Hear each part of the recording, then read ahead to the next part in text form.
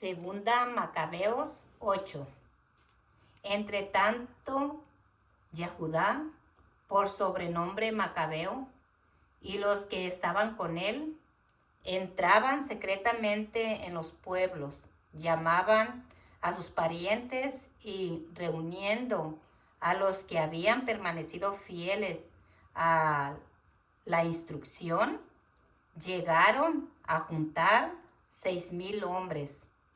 Rogaban a Yahweh que mirara por aquel pueblo que todos pisoteaban, que tuviera piedad del lugar apartado, profanado por hombres impíos, que se compadeciera de la ciudad destruida y a punto de ser arrastrada, y que escuchara las voces de la sangre que clamaba hacia él, que no se olvidara de la injusta matanza de niños inocentes y manifestara su indignación contra aquellos que habían insultado su nombre. Yahweh cambió su aversión en misericordia. En cuanto el Macabeo organizó su tropa, se hizo irresistible a los paganos. Así pues, Yahudá, llegando de improviso, incendiaba ciudades y pueblos, se apoderaba de los lugares estratégicos y ponía en fuga a numerosos enemigos. Las más de las veces aprovechaba la noche para tales expediciones, pero por todas partes hablaban de él y de su valor. Al ver Filipo que este hombre progresaba poco a poco y que sus éxitos eran cada día más frecuentes, escribió a Ptolomeo, general de Celesyria y Fenicia, para que lo viniera a ayudar en servicio del rey. Este nombró enseguida a Nicador, hijo de Patroclo, uno de sus primeros amigos, y lo envió al frente de unos 20,000 hombres procedentes de todas las naciones, con la orden de acabar con todos los Yahudim. Puso a su lado a Gorgias, general de mucha experiencia en asuntos de guerra. Nicanor se proponía obtener 2,000 talentos con la venta de esclavos Yahudim para pagar el tributo debido por el rey a los romanos. Así pues, dio aviso a todas las ciudades del litoral para que vinieran a comprar esclavos por 1 talento, sin darse cuenta que venía sobre él el castigo del Todopoder. Al saber Yahudá que Nicanor venía con gran ejército, lo comunicó a los suyos. Entonces los cobardes y los que no tenían confianza en la justicia divina se dieron a la fuga. Otros, en cambio, vendiendo cuanto les quedaba, rogaban a Yahweh que los librara del impío Nicanor, que los había vendido antes de luchar. Si no los libraba por sus méritos, que lo hiciera por consideración a la alianza hecha con sus padres y por ese nombre grande y venerable con el que se bendecía a su pueblo. El Macabeo, reuniendo y reorganizando sus tropas, en número de 6,000 hombres, los exhortaba a no temer al enemigo y a combatir con valentía contra sus injustos agresores, sin tener en cuenta su superioridad numérica. Les recordó cómo estos habían profanado el lugar apartado, exterminando a los habitantes de Jerusalén y suprimido las instrucciones antiguas.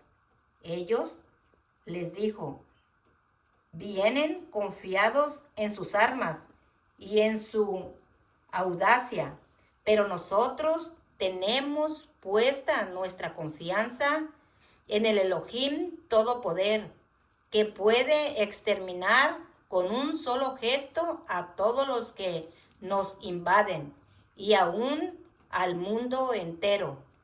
Les enumeró todas las oportunidades en que Yahweh había venido en ayuda de sus padres, especialmente cuando hizo perecer 185,000 hombres de Sennacherib.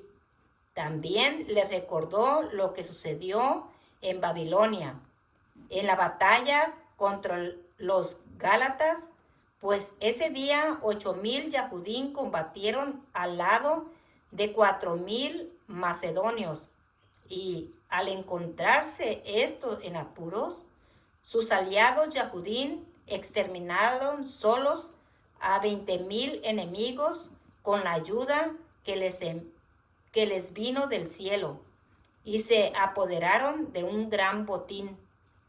Los animó con estas palabras y los dispuso a morir por la Torá y por la patria. Entonces dividió el ejército en 4 cuerpos.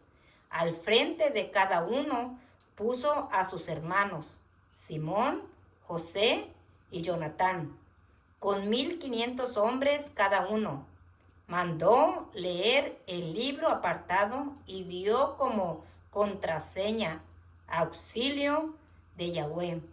Luego, él mismo, al frente del primer batallón, cayó sobre Nicanor, hiriendo y mutilando a muchos. El resto se dio a la fuga. Se apoderaron del dinero de los que habían venido a comprarlos y los persiguieron durante bastante tiempo. Pero ya se hacía tarde y se vieron obligados a volverse porque era la vigilia del día de reposo. Esta fue la razón por la cual dejaron de perseguir a sus enemigos. Recogidas las armas y los despojos del enemigo, celebraron el día de reposo en aquel día en que Yahweh empezaba a manifestarles su misericordia. Pasado el día de reposo, repartieron parte del botín entre los que habían sido torturados, las viudas y los huérfanos. Lo demás se lo repartieron entre ellos y los suyos.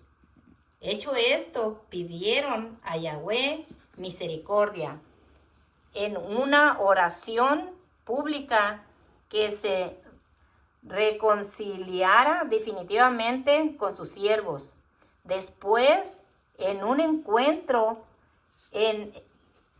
con el ejército de Timoteo y Baquides, mataron a más de 20,000 hombres y se adueñaron de ciudades fortificadas.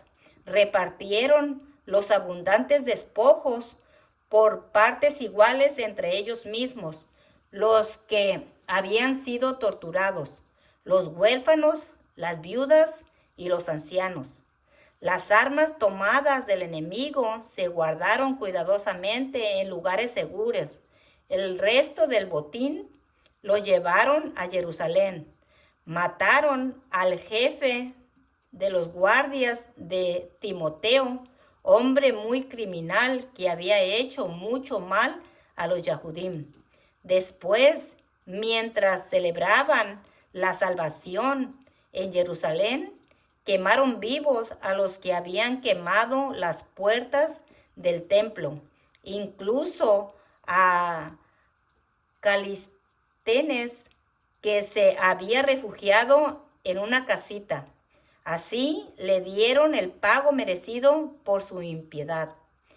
El 3 veces criminal Nicanor, que había traído miles de negociantes para comprar a los Yahudim, quedó humillado con el auxilio de Yahweh por aquellos mismos que él había despreciado. despojado de su rico traje, huyendo a través de los campos como fugitivo, llegó a Antioquía demasiado feliz todavía de haber escapado a la destrucción de su ejército. El que se había propuesto pagar el tributo debido a los romanos con la venta de los yahudín, afirmaba ahora que estos eran invencibles e invulnerables, que tenían a alguien que luchaba por ellos, siempre que obedecieran la Torá prescritas por él.